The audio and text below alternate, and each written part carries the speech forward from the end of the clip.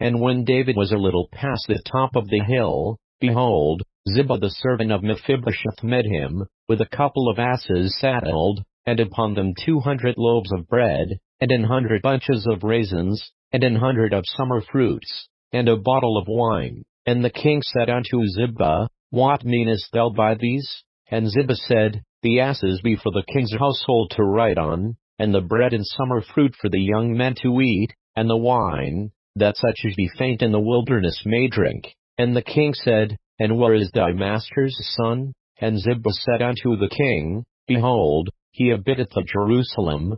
For he said, Today shall the house of Israel restore me the kingdom of my father. Then said the king to Ziba, Behold, thine are all that pertain unto Mephibosheth.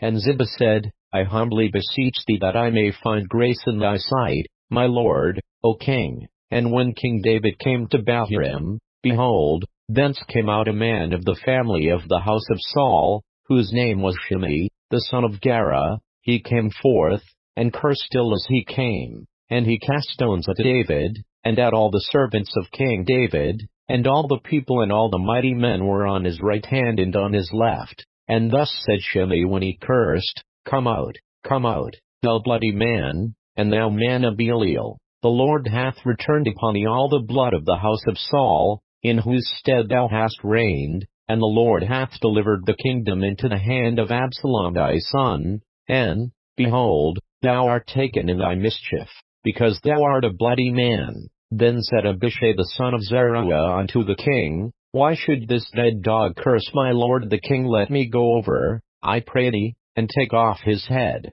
And the king said, What have I to do with you, ye sons of Zeruiah? So let him curse, because the Lord hath said unto him, Curse David. Who shall then say, Wherefore hast thou done so? And David said to Abishai, and to all his servants, Behold, my son, which came forth of my bowels, seeketh my life.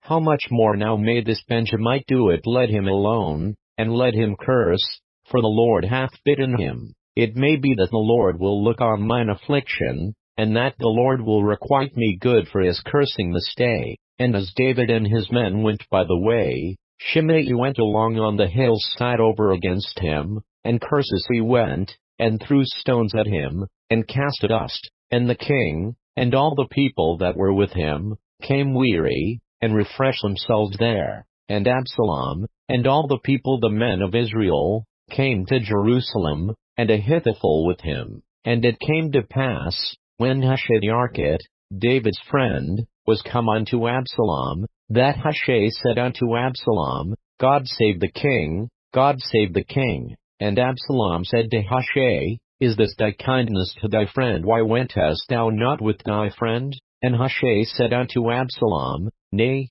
but whom the Lord, and this people, and all the men of Israel, choose, his will I be, and with him will I abide. And again, whom should I serve? Should I not serve in the presence of his son as I have served in thy father's presence? So will I be in thy presence. Then said Absalom to Ahithophel, Give counsel among you what we shall do. And Ahithophel said unto Absalom, Go in unto thy father's concubines, which he hath left to keep the house, and all Israel shall hear that thou art abhorred of thy father. Then shall the hands of all that are with thee be strong. So they spread Absalom a tent upon the top of the house, and Absalom went in unto his father's concubines in the sight of all Israel. And the counsel of Ahithophel, which he counseled in those days, was as if a man had inquired at the oracle of God. So was all the counsel of Ahithophel both with David and with Absalom.